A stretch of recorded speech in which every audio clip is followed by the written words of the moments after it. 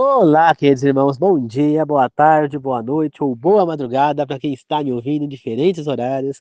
Que a graça do Senhor Jesus Cristo, o amor de Deus e a comunhão do Espírito Santo esteja com todos nós.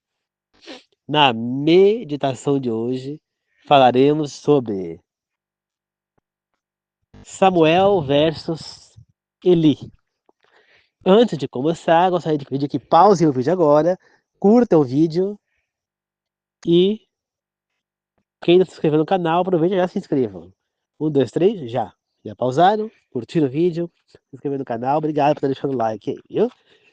Depois, quando acabar o vídeo, não esqueçam de compartilhá-lo. E quem quiser comentar nos comentários, fique à vontade. Vamos fazer agora uma oração para começar. Querido Deus amado, que o Espírito Santo esteja comigo neste momento, que possa me iluminar para levar a mensagem às pessoas. E que eu também possa aprender com essas mensagens, que possamos todos juntos evoluirmos juntos, pois estamos no mesmo barco e todos nós temos que lutar para estarmos juntos na vida eterna. Que assim seja, que os três maiores pessoas do mundo estejam conosco, Deus Pai, Deus Filho, Deus Espírito, que o Espírito Santo fale através de minha boca, que eu seja apenas um instrumento. Que assim seja. Amém.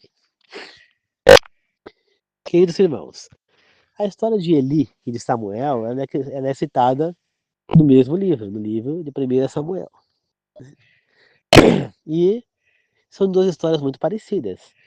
Ambos foram juízes em Israel e ambos tiveram 2 filhos e ambos erraram com os filhos, né? Ambos não educaram bem os filhos. Mas a história dos dois tem uma diferença, o desfecho dela, né? E é isso que nós vamos estudar hoje. Porque é muito fácil falar a relação pai, o pai e a mãe, falar, coitado do meu filho, dou um dó, com tristeza para o filho se meter em drogas e coisas.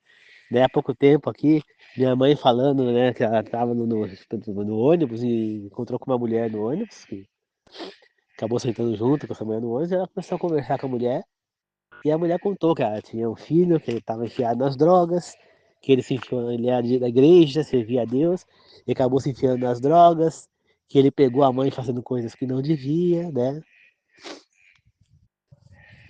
E aí, que ele tava com raiva dela, que virou totalmente a cara pra ela, que desejou que ela morresse, né? Assim também como uma mulher que esteve no hospital junto com a minha mãe quando ela quebrou o fêmur. A mulher também havia quebrado o fêmur. E a filha da mulher, nem a irmã e nem a filha queriam ver a mulher, né? A irmã levou a filha lá pra junto dela e não queriam ver. A mulher caiu, quebrou o fêmur e não teve quem cuidasse dela. Aí uma mulher ali, que se dizia cuidadora, começou a cuidar dela. Ela acabou pegando depois uma infecção urinária, depois de ter tido alta no hospital. E ela acabou depois morrendo, ela estava com depressão, mas depois acabou falecendo,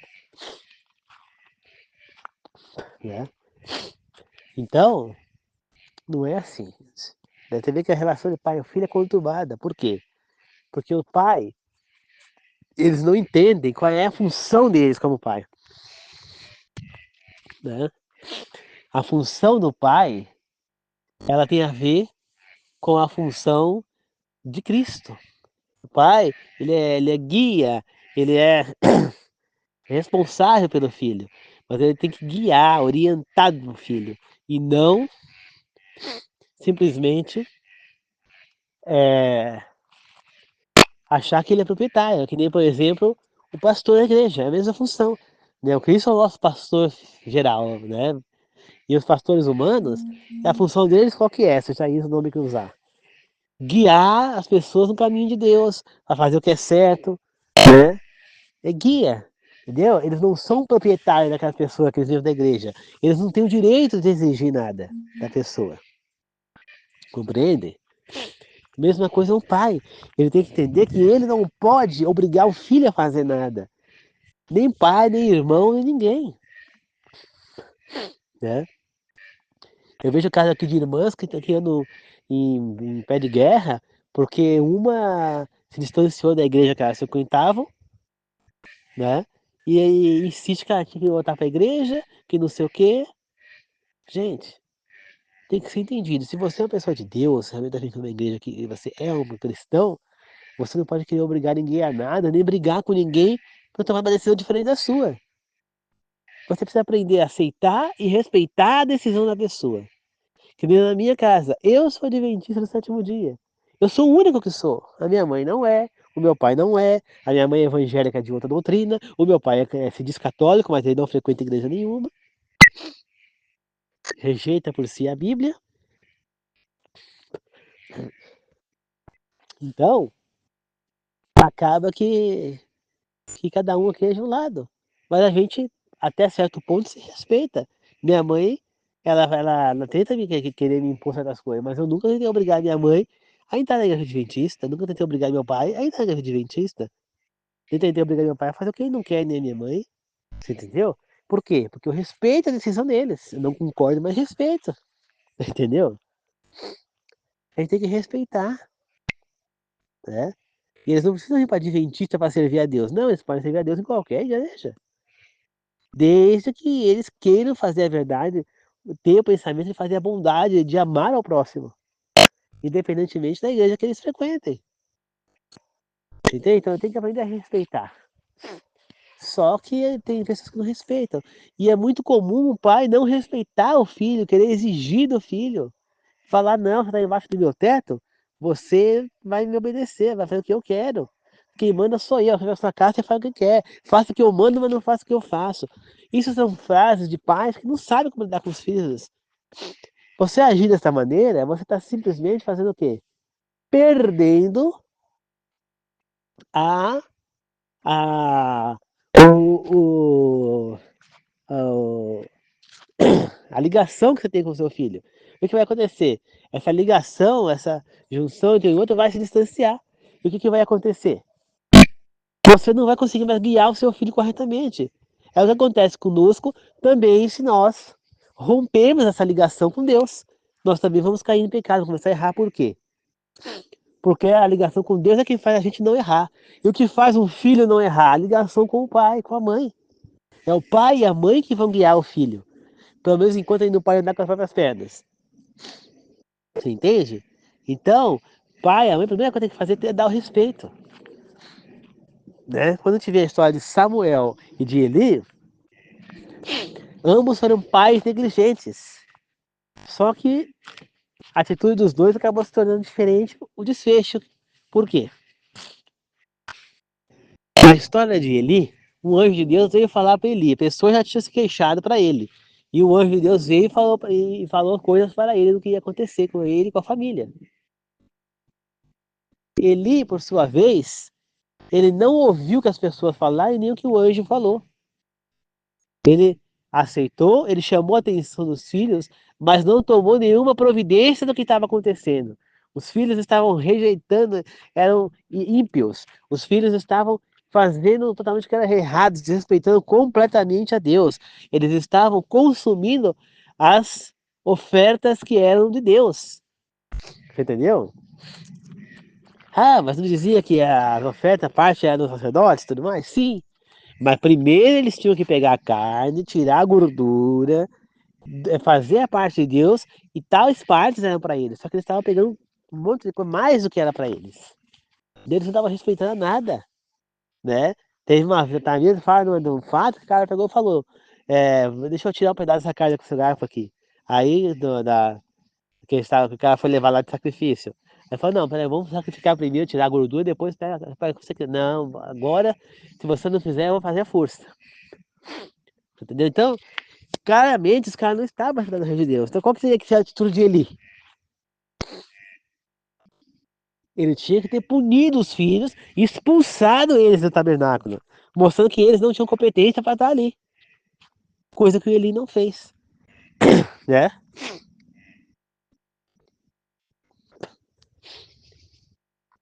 E os filhos de Samuel fizeram parecido. Samuel colocou os dois filhos como juízes. E eles fizeram o quê? Começaram a, a julgar injustamente, recebendo propina para fazer falsos julgamentos e prejudicar pessoas e beneficiar outras através de propinas. Então, o que acontece? Eli, ele não puniu os filhos, mas Samuel puniu, você entendeu? Quando Samuel ficou sabendo o que os filhos estavam fazendo, ele tirou o cargo de juízes dos filhos, expulsou os filhos de casa, os filhos foram embora. E ele não quis mais falar com os filhos, ele fez o que era correto. Deus pegou e puniu os filhos de Samuel? Não, por quê? Porque Samuel já os puniu, entendeu? Já no caso de Eli, como ele não puniu, os dois filhos de Eli foram mortos pelos filisteus. A arca da aliança foi levada e o próprio Eli acabou com o susto de saber da morte dos filhos e também que a arca da aliança foi roubada. Ele caiu para trás, que estava na cadeira, quebrou o pescoço e morreu. Tudo consequência do quê? Do erro de Eli como pai. Ambos foram negligentes como pai. Tem mais algum personagem bíblico que foi negligente como pai? Tem, sim. Davi, né? Davi foi muito negligente como pai. Tanto que os seus filhos acabaram todos ali é, indo para o caminho errado, né? Você vê que Aminon, filho mais velho de Davi, abusou de Tamar, a filha de Davi, meia irmã dele, irmã de Absalão. Absalão foi lá e matou o filho do Davi, Aminon. Matou o próprio irmão, meu irmão, por conta que ele fez. Depois, Absalão tentou roubar o trono do pai e foi morto por Joabe. Depois, Deus escolheu Salomão para ser o sucessor de Davi. Aí o que aconteceu?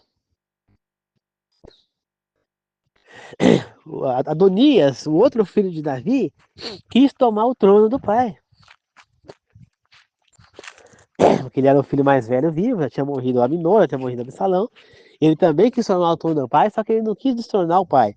Ele quis roubar o trono que pertencia ao irmão Salomão. Então ele já começou a se reunir com Joabe, com os oficiais, com os anciões, que é já tentando se fazer rei. Antes da hora. Davi nessa época já estava velho, estava doente, já estava camado, com uma concubina abraçada a ele, que a cabeça no corpo dele não dava mais. E Adonias, então, fez aquela festa, aquele banquete, já se nomeando rei de Israel. Quando ficaram sabendo disso, pessoas que eram fiéis a Deus e a Davi, chegaram em Davi e falaram: Davi, teu filho Adonias está se proclamando rei da cidade. Se você não fizer alguma coisa, outra tragédia vai acontecer. Né? Davi fez o que então? Ele mandou chamar os anciãos, chamar lá alguns que não estavam lá, e ele mandou anunciar nos quatro cantos da cidade que Salomão era o novo rei de Israel, no lugar dele. E aí então, ele já passou a coroa para Salomão, e aí então começaram a ouvir lá na festa lá de Adonias que estava acontecendo, falou: seu irmão Salomão foi proclamado rei de Israel. Adonias não pôde acreditar naquilo. E aí todo mundo que estava lá com Adonias fugiram, porque sabia o que ia acontecer. Salomão mandou lá, e mandou matar todo mundo que estava lá fazendo aquilo lá. Menos Adonias, né? Salomão deu oportunidade pro irmão. Mas Adonias, ele tentou de novo roubar o trono. Ele pediu a concubina do pai, né? A, a, como é que ela chama lá? Como é que ela chamava? Eu não vou lembrar o nome dela agora, né? E ela, a concubina do pai, e ele falou não e mandou matar o irmão, porque ele pediu para Betsaba, a mãe de Salomão, né? Ou podemos chamar de Dias, que era amado de Deus, né? E Betsaba não percebeu o que Adonias queria. E aí então ela pegou, foi falar com Salomão, e Salomão, então ele percebeu o que o irmão queria, que era o trono, né? Quando ele percebeu isso, ele falou: você está querendo roubar o trono de mim de novo. E ele então mandou matar o irmão, né? Ele mandou matar Adonias. Para você ver o que aconteceu na família de Davi, porque ele foi negligente como pai. Você entendeu? Ele foi negligente como pai. Ele não foi um bom pai, Davi. Né? Então você vê o quê? O que pode acontecer quando o cara não é um bom pai? Outro personagem bíblico que não foi um bom pai. Você pode me dizer? Quem falou? Abraão aceitou. Com Ismael ele não foi um bom pai. Pois ele poderia ter feito o filho dele ter uma outra cabeça, outro modo de agir, outro caráter. Só que ele deixou o filho muito à mercê da mãe, né? À mercê da mãe dele, a serva de Sara. E a serva colocou o rapaz no caminho errado, né?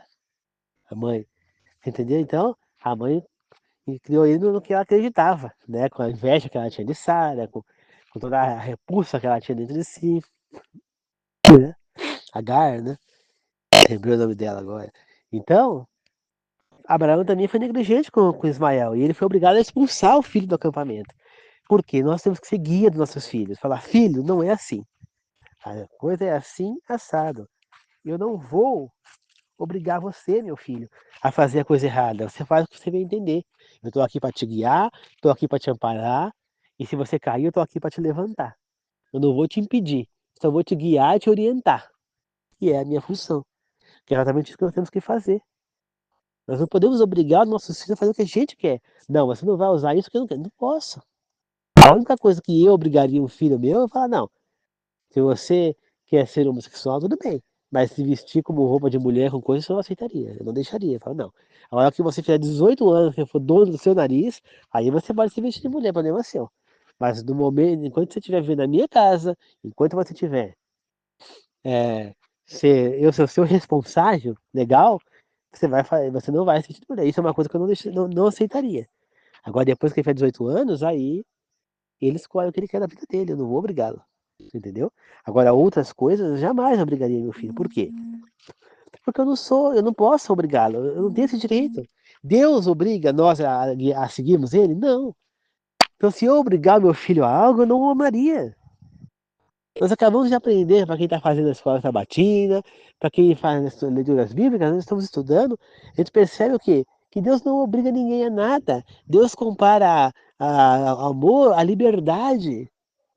Se ele pôs a árvore do bem e do mal lá no Éden, justamente para dar liberdade a Adão e Eva de escolher o caminho que eles queriam, se Satanás está vivo ainda, é para nos dar a liberdade de escolher se nós queremos seguir a ele ou a Satanás. Se ele não matou os anjos de Deus, os anjos nenhum, foi para mostrar que ele é benevolente, que ele dá o direito das pessoas de escolherem.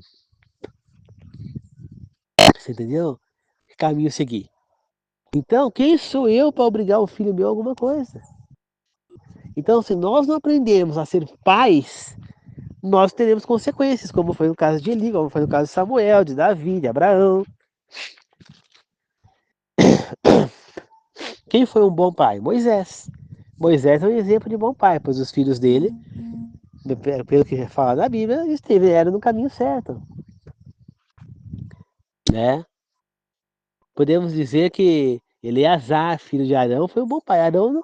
O Arão nem tanto, porque os filhos dele acabaram sendo mortos por Deus, né? Então não foi tão bom pai assim, né? Ali ele errou alguma coisa ali no caminho dos filhos, né? Permitiu que os filhos bebessem, né?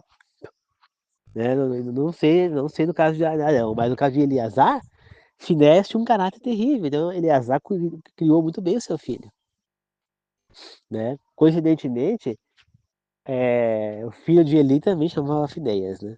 Mas o Finés que eu estou falando é o filho de Eleazar, que era filho de Arão.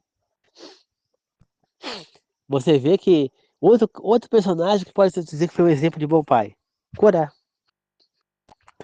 Corá. Por mais que ele foi uma pessoa ruim, por mais que ele foi uma pessoa que, que, que foi contra Moisés, contra Deus, e foi engolido vivo lá, mas ele criou muito bem os seus filhos, pois o caráter dos meninos fez com que eles não fossem mortos, tá? Né? Os filhos de Corá, eles não foram mortos, eles não foram engolidos, entendeu? Então, Corá, ele ensinou o caráter aos filhos, por mais que ele no próprio não tinha, mas ele ensinou, né? Então, aparentemente, ele foi um bom pai, né? Anrão foi um excelente pai. Quando você olha para o caráter de Miriam e praticamente o caráter de Arão, você vê que ele foi um bom pai com os filhos, né? Joquebede como uma boa mãe, entendeu? Então, são pessoas que você vê que tiveram um bom relacionamento com filhos, mas tem que existir essa relação. Quando a gente olha para Eli e para Samuel, a gente vê a diferença ali. Samuel corrigiu o seu erro, Eli não. Por quê? Então, é exatamente o que Davi também não fez. Assim como Samuel, Davi deve ter visto os erros dos filhos, mas ele passou a mão na cabeça. Ele se deixou levar. Ele e suas esposas. Então é preciso que um pai saiba educar os seus filhos no caminho de Deus, mas que saiba guiá-los, que saiba criá-los corretamente.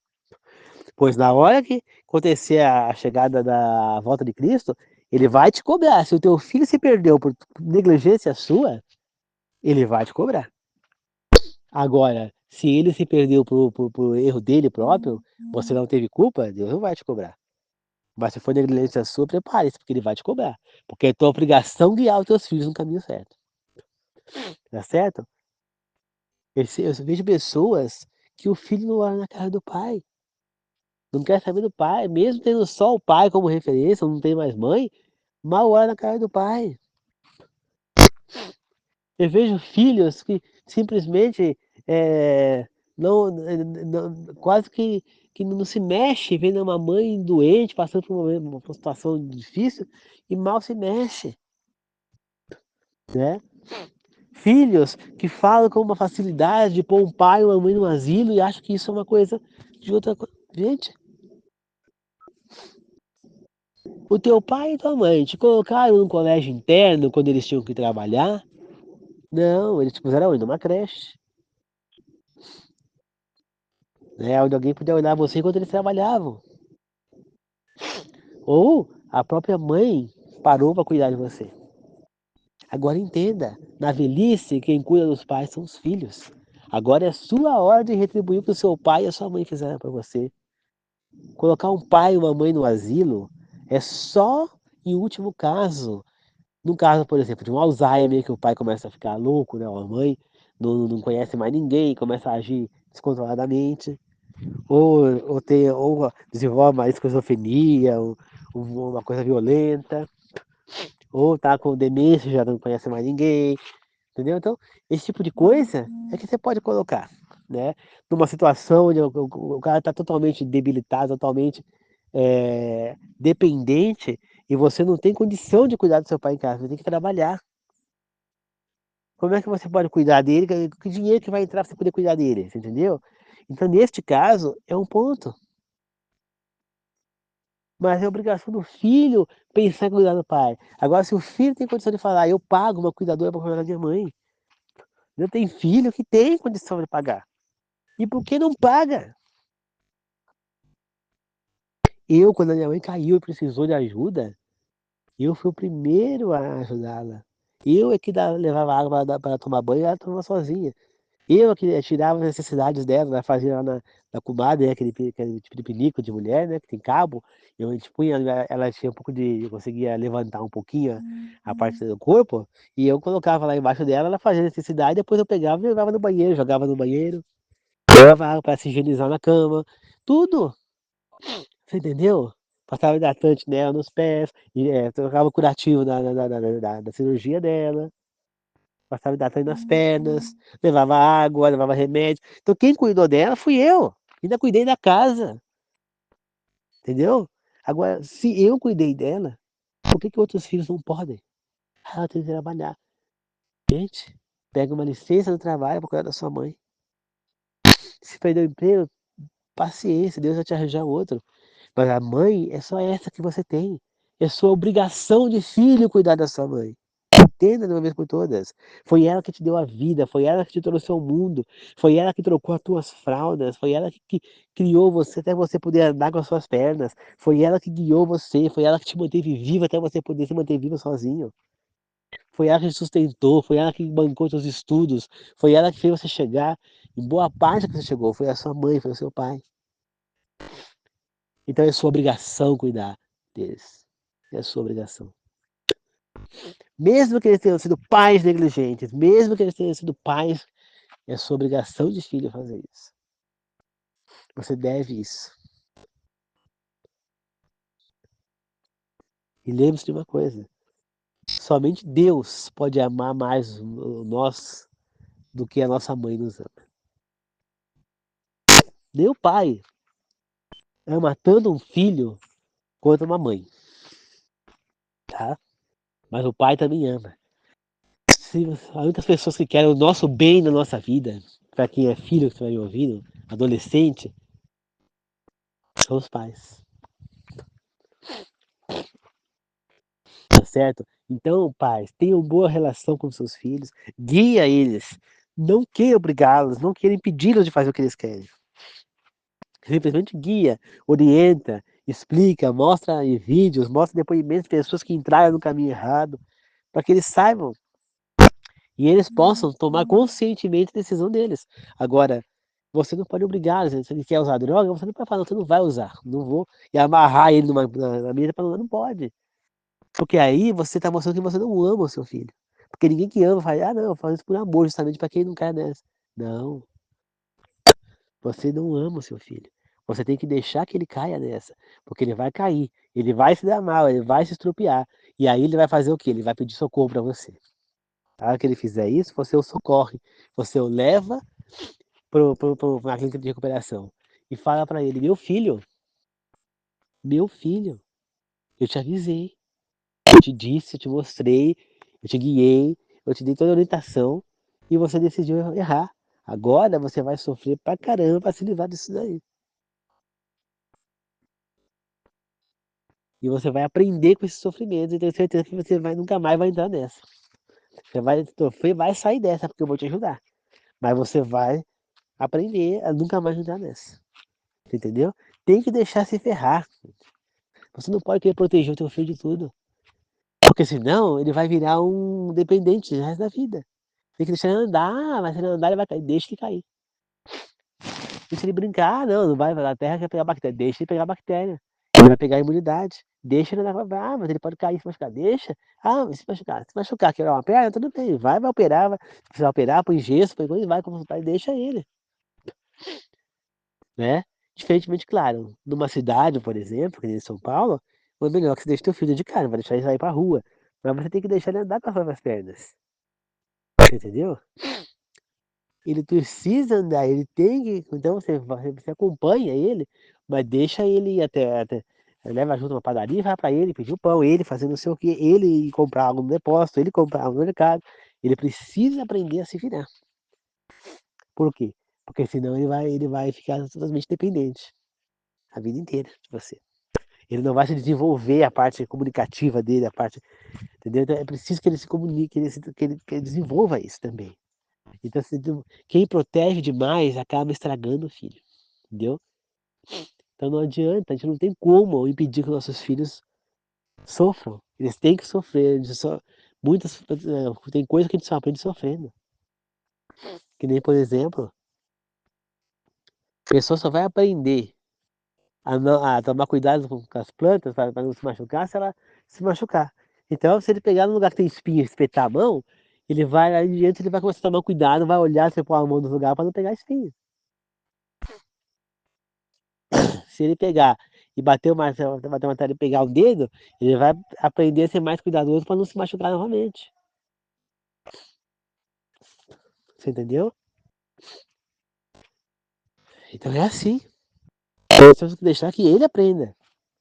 Ele só vai aprender que não pode levar um choque se ele colocar o dedo na tomada, né? Que o rapaz aqui tá falando, o que fala para ele, não, põe uma tampa na tomada para ele levar choque. Não, eu falo, vou colocar.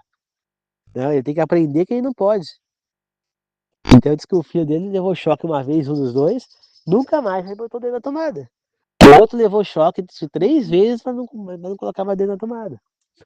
Você entendeu? Claro que isso aí, por um lado, é um ensinamento, mas por outro tem que tomar cuidado. Porque e se esse moleque leva um choque mais forte ali, por algum motivo, e tem uma parada cardíaca que morre? Esse pai não vai se sentir culpado pro resto da vida? Então tem certas coisas que tem que tomar cuidado.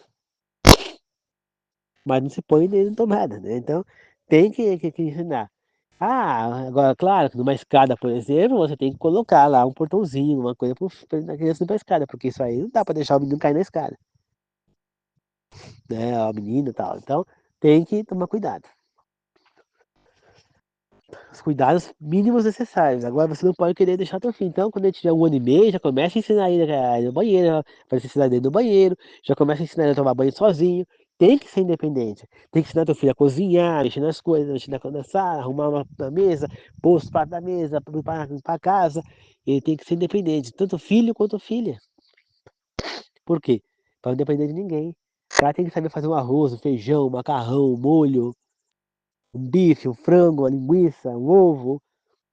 Tem que saber lavar uma roupa, tem que saber usar uma máquina, tem que saber usar geladeira, micro-ondas, fogão, tem que saber usar tudo. Você tem que ser independente, não pode depender de ninguém. Saber cozinhar, fazer um arroz, temperos usar. Se você não ensinar, teu filho vai ser dependente. Vai ficar dependendo, a cara fica dependendo de mulher, a mulher pisando, esnobando, a mulher fica dependendo do homem, o homem pisando também, esnobando. Não, não pode. Né? Hoje eu tava assistindo lá o programa Silvio Santos e teve o quadro lá de namoro lá, né? E aí, tinha 3 moças e tava aquela marcha sensitiva lá, né? E aí, ela pegava e falava coisas a respeito das moças lá. Então a primeira, ela falou que era mandona, que ele jamais ia conseguir dar ordem nela. A segunda, ela falou coisas boas, né? Pouca coisa ruim, não lembro o que foi. E a terceira, ela falou que era mentirosa. Que no momento de discussão de conta, ela ia soltar um monte de mentira, um monte de coisa, cara. Que ela não era adepta a falar a verdade. Entendeu? Então, eu ali, quando ela falou essas coisas, eu não acredito em astrologia, essas coisas. Mas pensando nessas possibilidades de ter, eu já não escolheria aquelas duas, eu escolheria do meio. Porque eu não aceitaria uma mulher querendo mandar em cima de mim, né? Eu já não aceitaria de jeito nenhum. Eu não nasci para receber ordem. E eu também não quero, jamais iria querer casar com uma mulher que mentisse. Honestidade para mim e verdade é uma coisa que é indispensável. Então eu escolheria o número 2. E o Banana que tava lá, que era um funkeiro, só poderia ser, né? Ele falou o quê? Ele escolheu, qual foi a primeira que ele eliminou? Justamente a 2. Entendeu? Quer dizer, pra ele não tinha problema a mulher querer mandar nele, não tinha uma outra mulher ser mentirosa. Então, quer dizer que ela mentir pra ele, trair ele, beleza? Entendeu? Então, era justamente a que eu escolheria. Era a 2 e ele eliminou. E acabou escolhendo a 3, a mentirosa, justamente a mentirosa. Só porque ele se encantou com a bota que ela tava usando, entendeu? Então, mas, então, a gente vê o quê? As pessoas participam desses programas erradamente, eu não participaria. E depois criticam, querem processar a empresa, né? Você vê que uma moça, ela participou na época antiga, quando eu tinha o Em Nome do Amor com o Silvio Santos, ela era menor de idade, que tinha 17 anos, e ela participou, né? E não sei se ela saiu com algum rapaz lá no programa, e provavelmente ela teve uma experiência desagradável com essa pessoa, por quê? Porque o SBT, às vezes, ele reprisa alguma coisa, e reprisado justamente a participação dela no quadro, né? Lá no programa Em Nome do Amor, que era do Silvio Santos, né? Tava sendo reprisado alguns quadros por conta do que era, acho que era aniversário do SBT, alguma coisa do tipo, e foi justamente a dela que foi reprisada. E o que aconteceu? Ela não gostou, se sentiu lesada porque foi reprisado e abriu um processo contra a SBT. Isso é um absurdo. Ela não aceitou participar desse quadro? Não aceitou? Não deve ter assinado lá o termo de liberação lá de aceite de estar participando lá, livre, espontânea vontade. Então agora ela está se queixando do quê? Será que ela não sabia que isso aí um dia ia ser reprisado? Será que ela não sabe que isso aí é uma coisa muito comum de acontecer? Entendeu? Então quando ela aceitou participar, ela estava aceitando também que poderia ser reprisado em qualquer momento. Compreende, queridos irmãos? Então, agora ela quer processar, eu não. Eu, se fosse um juiz, eu dava perda de causa para ela, ganho de causa para a CBT. Porque eu acho assim, a partir do momento que eu aceitei participar de qualquer programa de televisão, eu tenho que ter certeza de três coisas. Primeiro,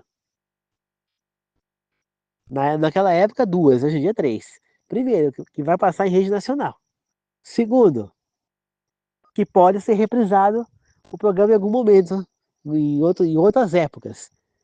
E naquela época era isso. E hoje em dia, tem que ter uma terceira certeza. Isso vai parar na internet. Porque não tem. Hoje em dia é assim, tudo que quem passa na televisão é capaz de alguma coisa porque ela passa na internet. Muita coisa vira meme. Entendeu? Então, e a pessoa pega e aí tá se achando lesada porque tá. Gente, isso vai acontecer. Se você aceitou participar, agora aguenta as consequências. Então, eu não daria ganho de casa pra ela. Se juiz que julgar o cara, der ganho de casa pra ela é um absurdo. Tá? Parecendo que ela aceitou participar, deve ter assinado o termo lá de consentimento de participar. Então, ela não tem do que se queixar, tá certo? Então, isso vai revisar. Então não adianta. Então, pensa antes de participar. Pensa antes de fazer alguma coisa, tá certo? E agora, se ela fez alguma coisa errada no programa, sei lá, eu não sei quem é a pessoa, porque ela tá se sentindo lesada, problema dela. Ela vai. Quantos programas que já não foram reprisados tantas vezes aí? Já passaram amizades do show pra tudo por dinheiro, programas mais antigos, Domingo no Parque, e um monte de coisa. E tá aí, Salvador Sertanejo, um monte de coisa. Qual o problema? Agora todo mundo, se pegar e dar ganho de causa pra ela, todo mundo vai começar a processar. Fala, não, eu também me senti lesado, eu quero também ganhar dinheiro em cima da SBT. Todo mundo vai ser um processo atrás do outro. Porque eu falo, se ela ganhou, eu também vou ganhar. Entendeu? Não dá pra ser assim. Então, a partir do momento que aceitou participar, vai aguentar as consequências. Compreende, queridos irmãos? Então é assim. Na vida, tudo tem consequências, entendeu? Então nós temos que agir, através da história de Eli e de Samuel, nós temos que agir como bons pais, como bons amigos, como bons parceiros, como bons companheiros, como bom marido, como uma boa esposa, como um bom filho, como uma boa filha, para podermos ter uma vida de paz e tranquilidade. Se nós não fizermos o que é correto, o que nós plantarmos, nós colheremos. Tá certo? Eli e Davi colheram gravemente as consequências dos seus erros. Entendeu? Gravemente. Abraão também. Samuel não, porque Samuel, como eu falei, ele disciplinou os filhos ali. Ele puniu os filhos quando deveria. Davi não.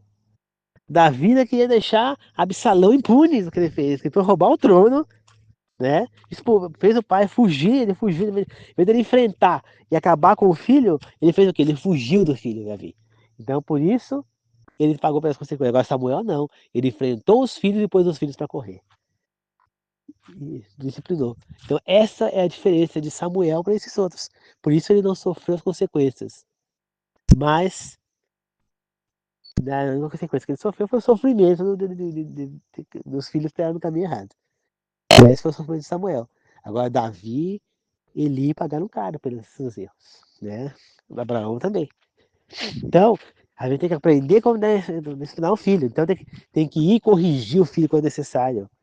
Posso dar uns tabefe? Claro que pode. Não tudo, não qualquer coisa que o filho fez tem que dar um tabefe. Não, às vezes uma boa conversa, uma boa fala é o suficiente. Entendeu? Não há necessidade de você xingar, de você quebrar, bater, dar chicotada, chinelada, porrada, tá? Não, não há necessidade disso. Às vezes uma simples conversa resolve o problema.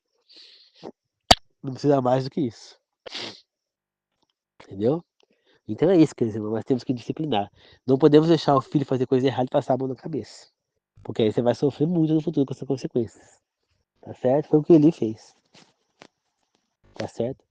Então é isso, queridos irmãos. Então vamos fazer uma oração de encerramento. Querido Deus amado, que nós, tanto eu quanto as pessoas que estão inscritas no canal, possamos seguir o exemplo de Samuel e disciplinar os nossos filhos. Não passar a mão na cabeça dele quando errarem. E não seguirmos os exemplos errados de Samuel, nem de Eli, nem de Davi, nem de Abraão, e sermos bons pais e criarmos nossos filhos no caminho certo. Guiarmos e darmos todo o respaldo para que eles saibam das verdades. Que nós possamos guiar os nossos filhos fazendo as obrigações de pais. Que nossos filhos possam seguir caminhos bons, e se eles seguirem caminhos errados, que seja por escolha deles e não por erros nossos. Que nós possamos fazer o que for necessário para guiar nossos filhos e ensiná-los o que é certo e o que é errado. E deixar que eles tomem suas decisões para próprias pernas. E que estaremos aqui sempre para ampará-los e ajudá-los se eles escolherem o caminho errado. Devemos deixá-los quebrar a cara, pois só assim aprenderão. Não adianta querer proteger demais. Que estejamos sempre, Senhor, junto contigo. E que o Senhor possa estar junto conosco, no meio da nossa família, ajudando nessa tarefa de disciplina que não é fácil. Que Deus possa ser o centro da nossa família, que todos nós. Que assim seja. Que as pessoas que estão trabalhando hoje possam voltar para casa em segurança. Que Deus abençoe a todos que estão inscritos no canal. Que assim seja. Amém. Obrigado, queridos irmãos. Que a graça de Jesus Cristo, o amor de Deus e a comunhão do Espírito Santo seja com todos nós. Que assim seja. Eu agradeço e glorifico. Amém. A paz do Senhor a todos. Falou, irmãos. Até mais.